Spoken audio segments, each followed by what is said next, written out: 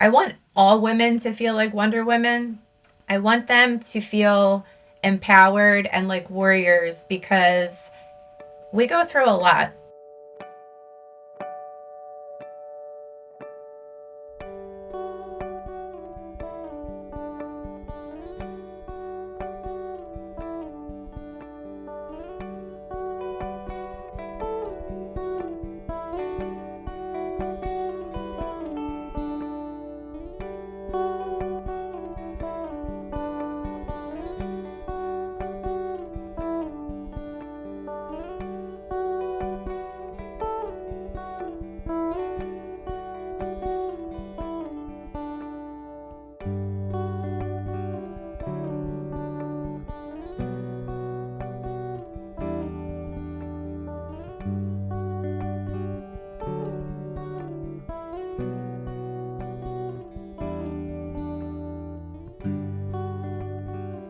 Hi, Valarie. Welcome to Cancer Talks. Hi, thank you for having me.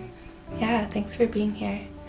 So you've told me about so many amazing friends of yours who supported you through the cancer journey, and I thought to get to know you a little bit, could you describe yourself through the eyes of your friend Kelly?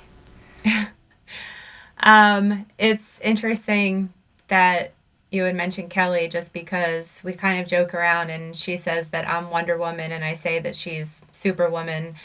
I've never met anybody in my life that does as much as she does, and I just think she's the most amazing person in the world. So for her to think that I'm Wonder Woman is shocking to me. But we met a few years ago and she's very intuitive and she just totally gets me and understands what I've been through in life, and she's been there for me every step of the way. Anytime I've had to go to the hospital, she's the one that picks me up and brings me. She was at almost every single one of my radiation treatments. And even though I love a lot about Kelly, I think the thing I love the most is that she pushes me in a way where she knows it's like what I need at the time. So, for example, sometimes my arm will go numb after having radiation. And I went over her house the one night and I was having a rough night, and she was playing pool and she handed me the pool stick and I said, no, my arm is numb, I'm not in the mood. And she's like, no, here you go, we're playing pool. And I'm like, okay. And next thing you know, I'm playing pool and I'm not even thinking about what's bothering me and not even focusing on the fact that my arm was bothering me all day. So she has a way of kind of doing that for me. And I guess in her eyes, if you were to interview her about me, she would say that I'm a great mom and that I'm really strong. And basically everything I think about her, she thinks about me. And that's kind of the coolest thing about our relationship. Cool. Yeah, I don't know why that came to me as a way to get to know you, but from what I've heard in our conversation, you are so strong and so selfless often, and so I just thought it'd be a nice intro as a way to let you just like kind of sing your own praises. Yeah, I mean, I love how, she understands that, people have to grieve and that I have to grieve. And she, for example, I talked about this on one of my podcast episodes, but a friend of mine passed away a few months ago and I was just devastated and curled up in fetal position in bed, and she came over and she said, what are you doing? We're getting our nails done.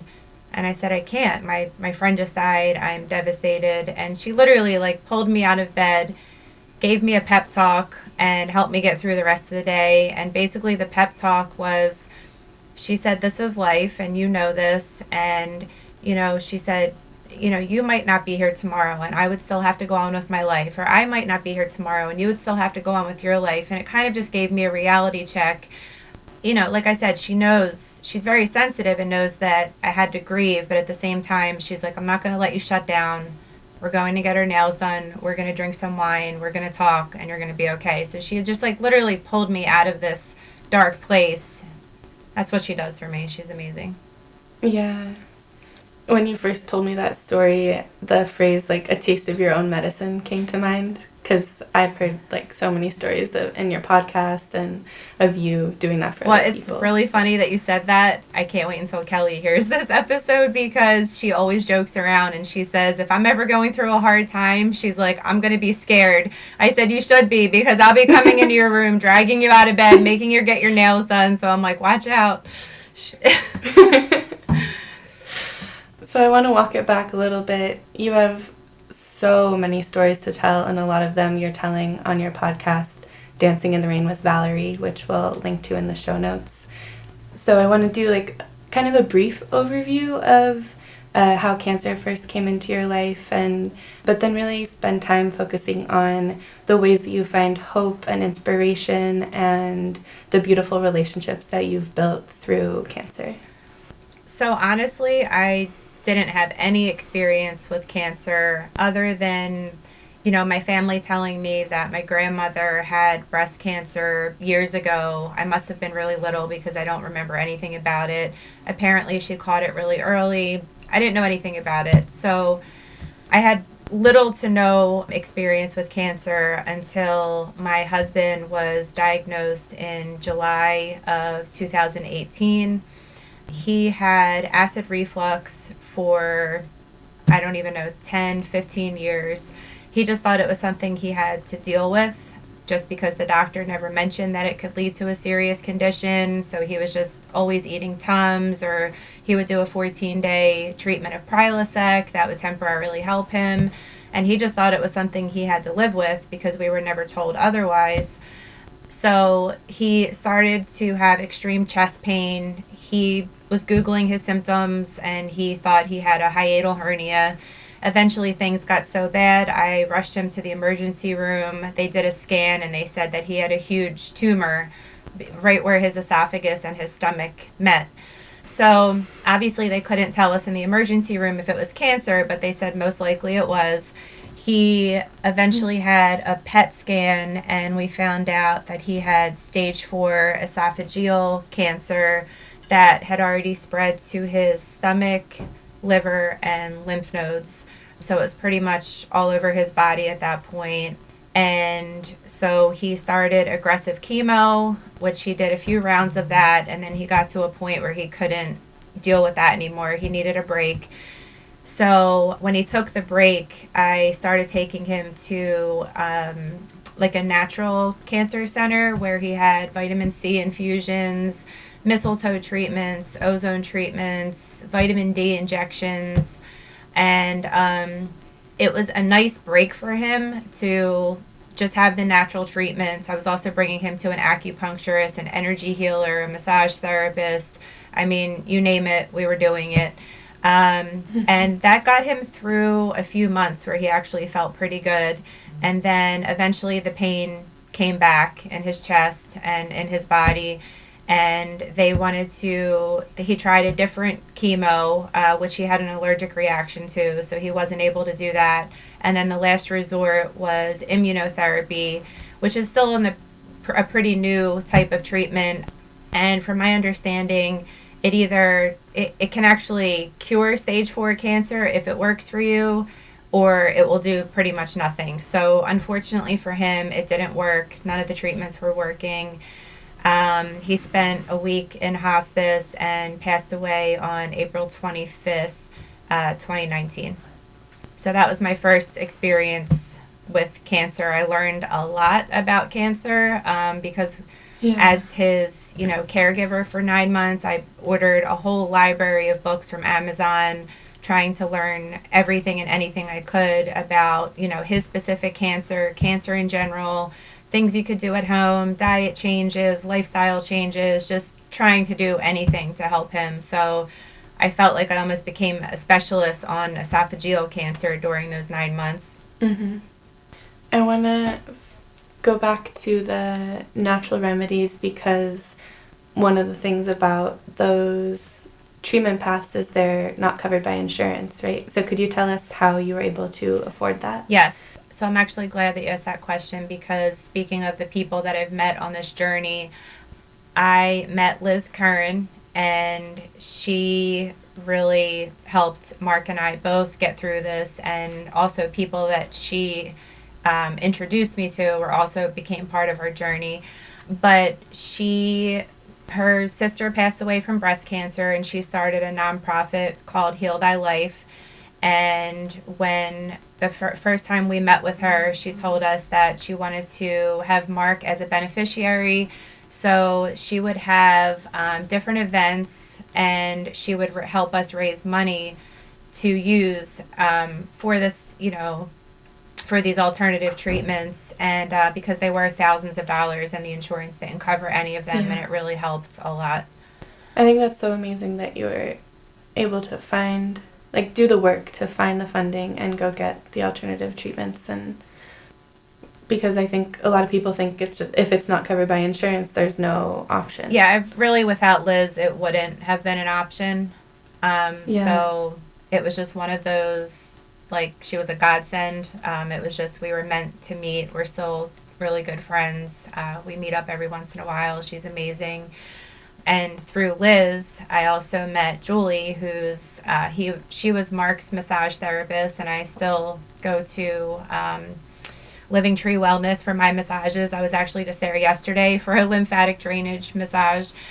Amazing. I also met Sharon, who's been living with stage 4 cancer for about 5 years, and she helped Mark so much. She would come over and talk to him, and she said we're stage 4 buddies, stage 4 cancer buddies. Mm-hmm. And he saw that she was living her life and working, and she was a mom, and it just gave him hope. So through Liz, I met a whole network of amazing people. And now with your podcast, I feel like you're passing that on, of sharing your story about yourself and your husband, and just bringing that feeling of hope to other people, which is so amazing. Another thing I want to touch on is you shared that your husband was hesitant to go to the doctor, and this is not just him. This is a huge issue in the American culture of masculinity. I don't know what the statistic is, but there are lots of different clinical studies about how men are more reluctant to do preventative care and have regular checkups. And could you talk a little bit about that and how you feel it relates? Absolutely. And it's, I have talked to I feel like it's my job or my duty or my responsibility at this point, because Mark, lost his life to esophageal cancer. There's being resentful or, any type of negative feelings towards that is not going to help me or my children or anybody else. So I just have to use his situation to educate other people. And I can't even tell you how many people that I've mentioned just the simple statement that acid reflux can lead to esophageal cancer, because his specific cancer, adenocarcinoma, was specifically caused by years of acid reflux, which leads to Barrett's esophagus, which leads to esophageal cancer. I can't even tell you, it's very interesting how I come in contact with these people. I just bought a new car a few weeks ago, and the guy that I was talking to, somehow we got on the topic. I told him Mark's story, and just the look on his face was like, oh my God, I need to go to the doctor, immediately. And that has happened so many times with so many men. Amazing. I was on another podcast not too long ago, and there were, it's 3 guys that have a podcast, and the one guy, when I mentioned the same statement, he said, I'm not going to lie, he's like, I'm terrified right now because I have acid reflux and I need to go to the doctor. And I tell people, it's okay to be scared. It's not my intention to scare you, but if it does scare you and it makes you go to the doctor, then that's fine. Yeah. With Mark, he owned a business, and it was just, always an excuse that he was such a hard worker, and he just said, I can't take a day off of work to go see a GI specialist or go get blood work. And I just constantly would tell him, eventually it might get so bad that you won't be able to work. And that's exactly what happened. Yeah. And it happens with women too, because what I've realized along the, going through his journey and my own journey is that a lot of times people are just scared to know what's going on. And that's exactly what he said to me. He was really sick in the hospital at one time, and I just said, I just had to know. I just said, why didn't you go to the doctor? Why didn't you get the blood work or go to the GI specialist? I've been begging you for a long time. And he looked at me and he just said, I knew it was something really bad and I didn't want to know what it was. Mm-hmm. And I've had other people say that to me. I have friends who are nurses that do not want to get genetic testing, and they have a family history of different cancers, and they just said they don't want to know. They just don't want to know. So I just really encourage people to get the genetic testing. And, most of my friends have kids. It's not just for yourself, but for your kids. It's just important even for your family to know. Right. Can you think of any friends or people you know who started out with that mentality of I'm afraid to know, and then you saw them, come to terms with it and actually go? Yes. And that's actually really what keeps me going with my podcast and with posting on social media and with everything I'm doing, because of the feedback that I get. And it's usually from people that I haven't heard from since grade school or high school. Wow. But I've had tons of people reach out to me, on Facebook or Instagram, and they said, I've had the genetic testing kit sitting here for months and I was just too scared to do it, but because of you, I did it. I've had tons of women, especially in the month of October when I was really promoting everything for breast cancer awareness, saying, because of everything you're doing, constantly posting. I was, in a newspaper article in the Northeast Times. It was just I was just really putting it in people's faces, constant reminders all day, every day. And I had tons of people reach out to me and they said, because of you, I scheduled my first mammogram, or I did a self-breast exam, or I'm getting the genetic testing. And that's like really what it's all about. Yeah. Amazing. I want to hear a little bit more about Wonderwoman. Can you tell me a story you told me on the phone the other day about your daughter? Yes. And you as Wonderwoman? Yes. That's evolving. It's like a constantly evolving thing, which I really love. So it started because on my last actual radiation treatment, so I had 24 radiation treatments total.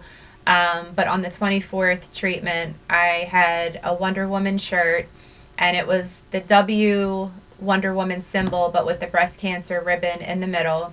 And I wore the gloves and the headband, and I had the golden lasso, and I actually tied up the radiation therapist, and I took pictures.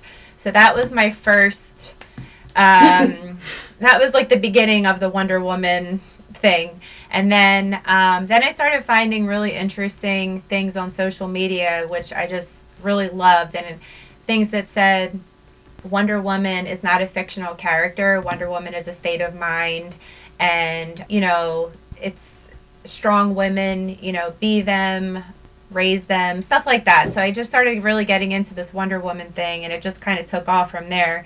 So then I was Wonder Woman for Halloween. Then I also went to a Sixers game with my son wearing my Wonder Woman gear. So I was on the Jumbotron, and afterwards all these people were coming up to me and they're like, Wonder Woman, we saw you on the Jumbotron. So I'm just kind of like keeping it going. So it's been really cool because sometimes I don't know if my kids even pay attention to what I'm doing or care about what I'm doing. Mm-hmm. But what I realized is on some level it is sinking in, whether I realize it or not. So I took my daughter Valentina, she's 9, to the doctor, and the doctor said to her, wow, you're really a trooper, you're really tough. And she said, well, I'm Wonder Woman's daughter, what do you expect? And and she just said it so nonchalant. I just couldn't believe that those words came out of her mouth, and it made me feel really good, not only because of that she would look at me like that, but because she looked at herself as being strong because she's my daughter. Yeah. And I was like, wow, this is amazing. And that is something that I am working on. I almost want to start a Wonder Woman movement, because I just want women to feel, I want all women to feel like Wonder Women.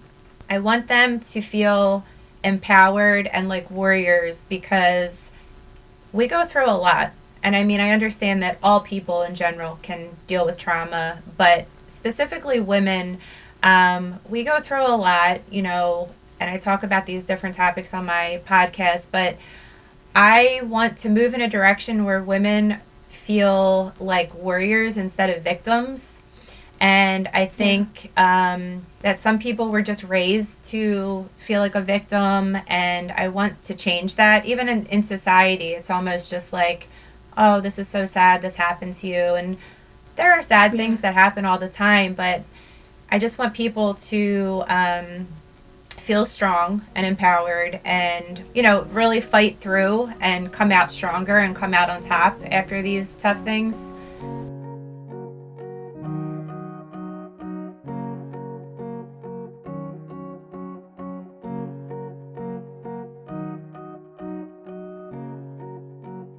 It makes me think of two things in relation to your own cancer journey. One is, that you don't let yourself think of it as victimhood against cancer. And also I think of the way that you demanded more testing from your doctors, even when they said, let's just wait and see. Yeah. To me, that's one of the strongest things and one of the best examples of you just empowering yourself, and also not letting the doctor be in this power position where they're making all the decisions for you, because they think that's another, not just victims of cancer, but also victims of the power structures in the healthcare system. And I think that's just phenomenal that you asked for that, and also a great example that you actually got what you asked for, because I think there's such a culture of assuming that whatever the doctor says is just, that's the only option, it's what's available, and it's just, you get to say yes to it or nothing. There's no other option. And devastating doesn't even begin to touch how I feel about losing my husband to cancer, but it happened and I can't change it. And when I look at the situation as a whole, what I realized, and I never really realized this until I was talking about it openly on the podcast, was that if Mark never went through what he went through, I don't know that I would have challenged the doctor's, advice. Yeah. But because my husband died from cancer, and then 6 months later, I feel a lump in my breast, and they're telling me, well, there's all these microcalcifications, but we'll just keep an eye on it. We'll check up on you every 6 months. I said, absolutely not. I have 4 children.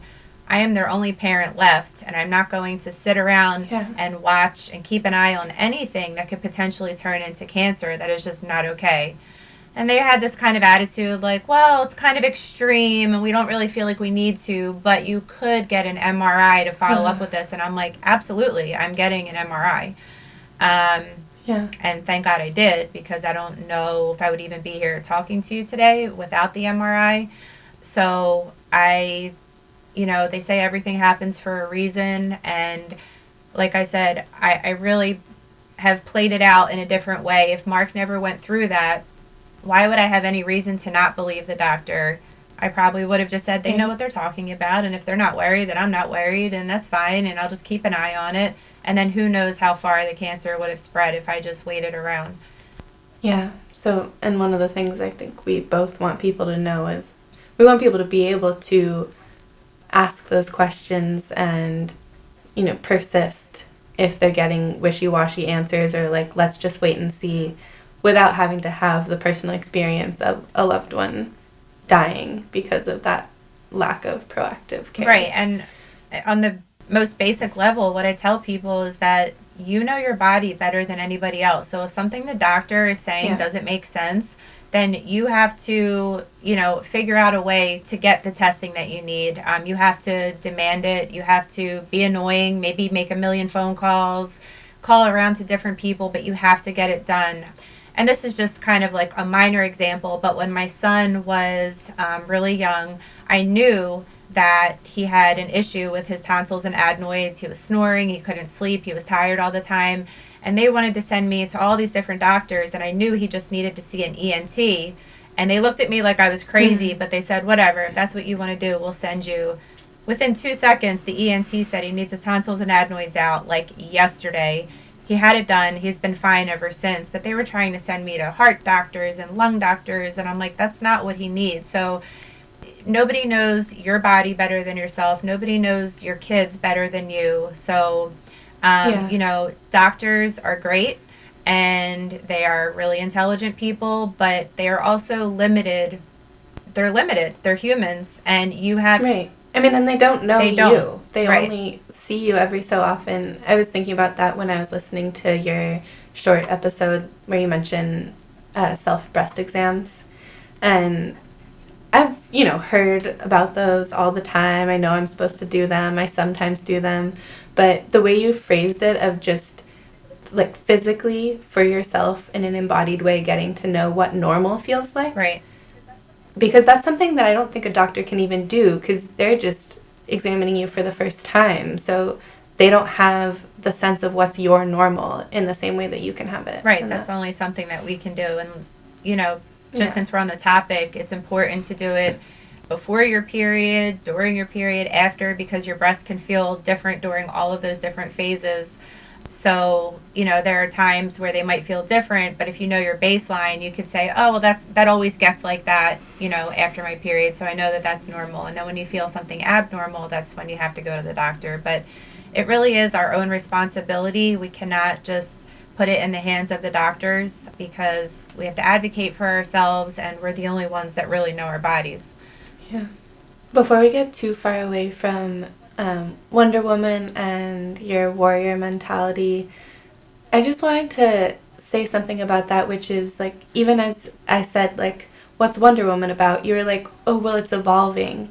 And I think you're doing something really amazing with the warrior concept and the Wonder Woman concept, where I think in popular culture and a lot of conceptions of those words or those archetypes are very fixed and about almost like like Wonder Woman's a woman, but there's almost this masculine, like, muscling through everything, like, I'm gonna just blast through cancer, we're gonna do, like, chemo, radiation, kill it, burn it, and then I'm gonna come out, like, the same as I always was, back to perfect Wonder Woman me, who's, like, this unchangeable Barbie.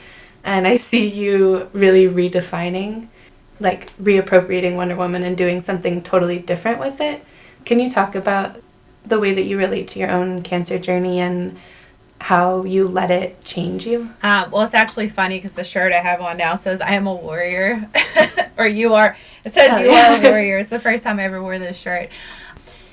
So I do talk about this on at least one of my podcast episodes, and I just think it's really important for everybody. But I just feel like at a certain point, we do have to grieve. We do have to break down and cry sometimes. We have to feel all of our emotions. It's just necessary to process them, get through them. But I feel like at a certain point, at least for me, there's like almost a breaking point where it's like, am I going to just keep breaking down and let this, define me, destroy me? Or am I going to rise above this and really just give it... It's hard to explain, but it's like almost just like really deep digging in your soul and just, saying, no, I'm not going to let this define me or destroy me. Like, I'm going to rise above this. I'm going to get through this. I still have happy times to live, and I still have a life to live. And, the one thing I love to say is how grief and joy can coexist. It doesn't have to be one or the other. So, you can... I've experienced a lot of loss in my life, a lot, and lost so many close people that were in my life, and I will always grieve because I will always miss them. That will never go away, but just staying with the grief, day in and day out all the time is not going to do any good for me or for anybody in my life. So I have to keep moving. I have to keep dancing. I have to do things that make me happy. And, doing a podcast and spreading awareness about cancer and rape and trauma and grief and, all of these different things, that brings me joy. And I feel like everybody can do that. And that's what I meant about this Wonder Woman mentality, was just, I feel like girls and women, we can't let anything, rape, cancer, loss, all the things that we go through, and there's so much that we go through, we can't let it turn us into victims. So I really I want to do a Wonder Woman photo shoot soon. I'm trying to make this like a thing. It's something that's in the works, but I want everybody to know that a lot of people will look at me and say, how did you get through all these things? Your husband died, then your best friend died, then your grandmom died, your husband had cancer, you have cancer, you have 4 kids, you're on your own. And I'm just like, because I'm just choosing to do it like this. This is how I'm choosing to handle it, and you can too. That's the whole point. Mm-hmm. Yeah, I just love grief and joy can coexist, and it makes me think of the way you talk about your last days with your husband and how much humor he always brought into the room. Yeah, do you want to share a little bit about the end of his life and how grief and joy coexisted there? Really, he always had a sense of humor. He was really, really funny. You would think that after, you're 40 years old and you find out you have stage 4 cancer, and that you're dying, that it would be really hard to have a sense of humor. And somehow he had a sense of humor until the last day. And so we were at, even in the hospital, towards the end, he would make jokes with the doctors. And, I was in the room, his brother, his dad, my sister-in-law, and we just couldn't believe it. It was just mind-blowing to us because he's laughing and we're devastated, and he's the one going through it. And we're just like, how is this even happening? And that taught me a lot, because I just remember looking at him with complete disbelief, and I just thought that was the most amazing thing ever. I don't even know how that was possible. He was even like partying with us at hospice. I mean, it was insane. And this is another thing I didn't realize until kind of looking back, in hindsight, when I look back at how I got through radiation and I wore a different shirt and brought different props and stayed so positive. I know for a fact now, looking back at that, I didn't realize it at the time, but that I learned that from him, because I don't think if I didn't go through that with him and that didn't happen, I don't think I would have even thought to do something like that. But it was something subconsciously that was like, I have to stay positive through this to help me get through this and do something fun and do something meaningful and get people's attention and let them know that, not that it's okay, but I wanted to take the fear out of it. And that's why I discuss a lot of topics on my podcast that most people don't like to talk about, or they're uncomfortable to talk about: grief, death, cancer, rape, all these things that people don't really like to talk about. And I'm trying to make it a normal thing to talk about, because these are things that are happening all day, every day to all of us, and not talking about it is not going to help anybody.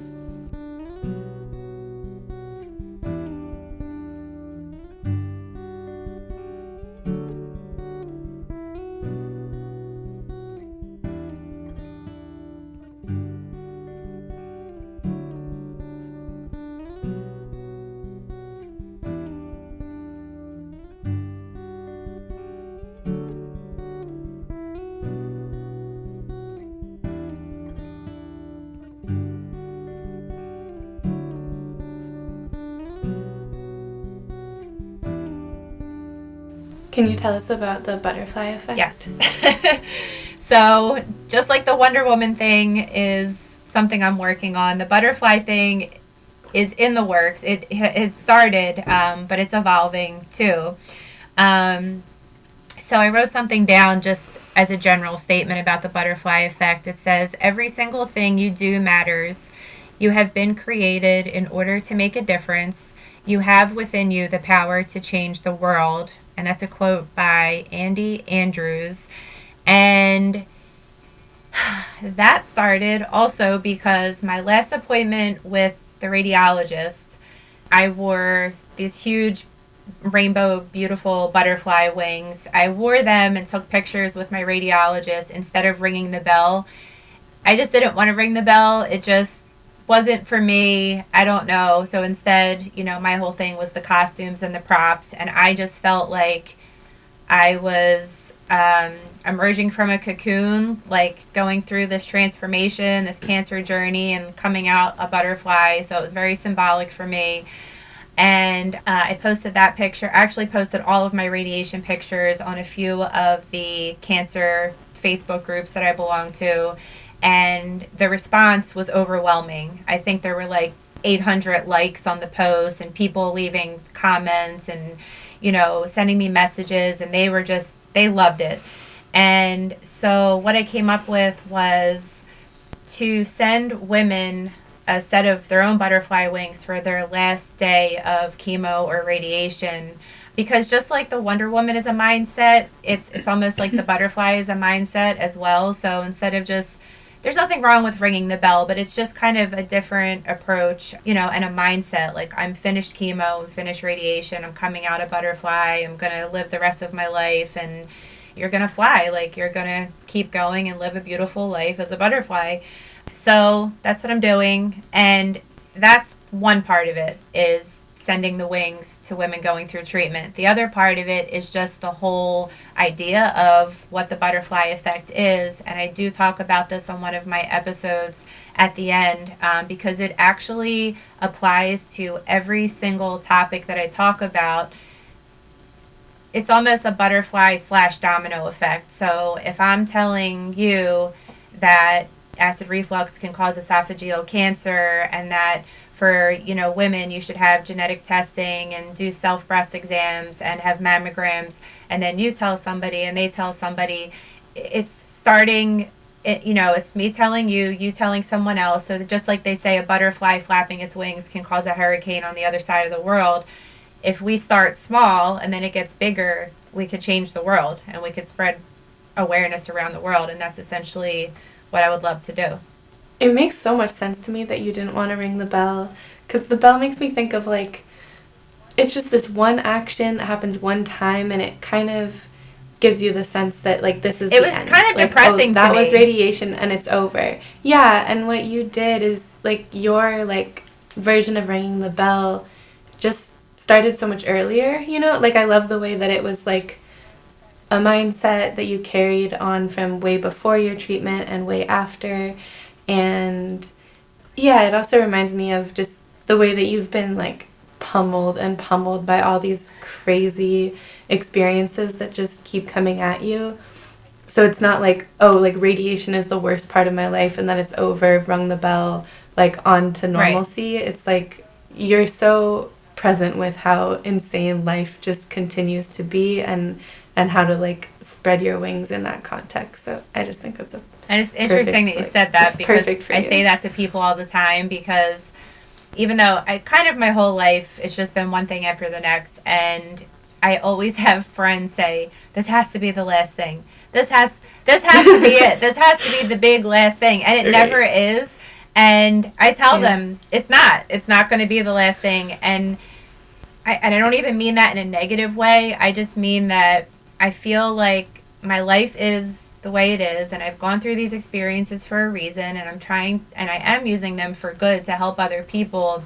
And I feel like I was just given this life and these experiences because I can handle it, and I am handling it, and I just really want to help other people. I feel like it's really my purpose in life. And that just reminds me of a quote, which is like my favorite. The purpose of life is a life of purpose, and that's what I want to do.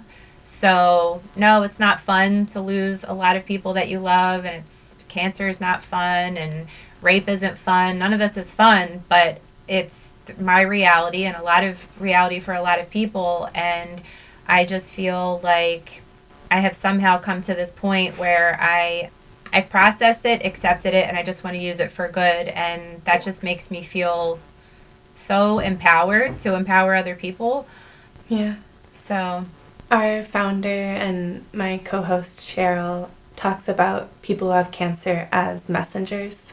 And I think you're really living that out. Like, what if instead of people who have cancer are victims, people who have cancer are, not to remove how difficult it is, but that everyone who goes through that has this special awareness of like what it's like to go through something that hard, and also there's so much wisdom that comes from that. And then so many people like yourself are using that experience to spread awareness and empower others. And that's kind of my goal with the butterfly effect and sending women the wings, because I write a personalized card with a few messages with each set of wings, and they might not realize it in that moment because chemo sucks and radiation sucks and all cancer treatment sucks. Cancer sucks. So when you're going through it and you physically feel like crap, and it can mentally bring you down and bring you into a dark place, and I'm just trying to get one person at a time to realize that you're getting through this, you're going to get through this, and kind of like you said, that they have wisdom within them, and we all do, and sometimes you just need to be reminded of that, or it needs to be pulled out of you.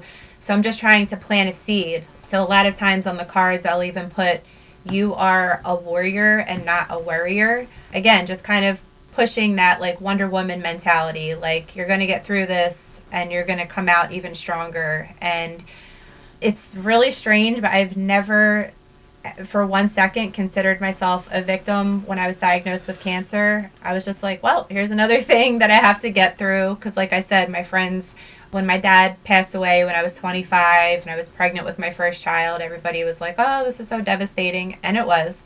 But then it's just been literally one thing after the next. And then in 2019, my husband passed away, my best friend passed away, my grandma passed away, and everybody's like, I don't even know how you survived 2019. Like, this really has to be it. And then, then I was diagnosed this past March. And at this point, people are like, okay, we're going to stop saying this is it, because apparently this isn't it. And it's not that it's a joke, but it's almost become just a saying with my friends and family. They're like, well, it's just another chapter in your book, because I'm working on a book. And it's true. It's just everything that happens is just going to be another chapter in my book. And it's hard for some people to understand, but the more I go through, the stronger I feel instead of weaker. So it's like every time I lose somebody or, physically have to go through something, even now I'm on a new medication, I'm going through a lot of side effects, but every day that I get through that, I just feel like a stronger version of myself. Something really powerful you said on our first call was about the way that American society sets up depression or just like crying in bed as the normal responses to grief. And you said, I could feel people judging me for not being a widow at home. And I just thought, that's so real. And and like you said, I think it's just society as a whole. It's just something ingrained in us. So I don't even blame people if they did think that about me. Why is she not home crying, grieving? Because I did. Of course I grieved. I cried. I slept a lot. But at a certain point, again, you come to a point where it's like, am I going to just keep doing this? Because what good is that doing for me? What good is that doing for my kids? Absolutely nothing. So, of course, for the rest of my life and for the rest of my kids' lives, there are going to be times where we break down and cry. It's normal. It's necessary. Of course, that's always going to be there. And what I explain on my podcast is you can always revisit the grief because it never goes away. It's there forever. Mm-hmm. But in the meantime, instead of crying all day and shutting down, there's so much life to live. So my kids, never stopped dancing. I started dancing again after not dancing at all for 21 years because that brought me a lot of joy. My kids saw that it was bringing me joy. And I just remember one day thinking, I'm posting all of these pictures of me doing ballet again and, performing in showcases and having fun with the kids and singing karaoke and doing all these things. And I just knew, I could just feel it. I could feel that there were some people out there thinking like, wow, they look really happy. And, Mark just passed away. My friend Sarah just passed away. And then a few months later, my grandma. But just like I said, the more things I go through, I actually feel stronger. It was almost like the more, grief we went through, the more I realized we have to make the best out of every day. And it sounds so cliche, but when you really get to a point where you understand that on a deep level, it's so true. So every day I'm just like, we're going to make the best of it. We're alive and we're healthy, and, we're going to dance and we're going to have fun, and we're going to live our best lives. And that's what Mark and Sarah and my grandmom and my dad, all of the people in my life that have passed away, that's what they would want for us. So it's not going to do any good for us to shut down and, just be this sad widow crying at home in bed. I mean, it's not good. So I do think that's what's sometimes expected, and I would like to change that mentality as well. And I think, to me, like, the most important people that you're teaching that mentality to by dancing and running and doing all these things that make you happy is letting your kids know that it's okay to be happy, even if people are expecting you not to be. And I mean, just being a daughter, I know how much it affects. It's just, there's like nothing more life-giving than seeing your mom happy, I think. Yeah, and it was really beautiful. And it kind of went both ways, because I was grieving and I would bring them to school. I would come home. I would cry myself to sleep. I did that for probably 2 months. But I saw how resilient they were, and they never wanted to stop going to school. They never wanted to stop dancing. And they almost were the reason that I said, you know what? I have to get out of this. I have to pull myself out of this. And something that I missed for 21 years was ballet. And a part of me was like, this is absolutely insane. You haven't done ballet in 21 years. You're 38 years old. What are you thinking? And I just had to ignore that little voice in my head. So I went to my older kids, Jaden and Natalia, have been ballroom and Latin dancing for 8 years. And the teacher, Sandra, she has a history. She started out doing ballet. And I went to her and I said, look, this grief has to come out. And the only way I can think of for me to express it and process it is to dance. She knew that it had been 21 years since I danced.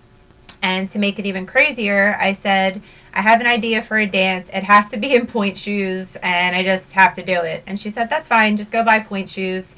I started taking private lessons with her once a week, and she choreographed a beautiful dance that my friend Jack, who was my friend Sarah, who passed away, her husband, he never danced at all. He was my partner. My friend Paige was in the dance. She was wearing my wedding dress, and all 4 of my children were in the dance, and it was just absolutely incredible.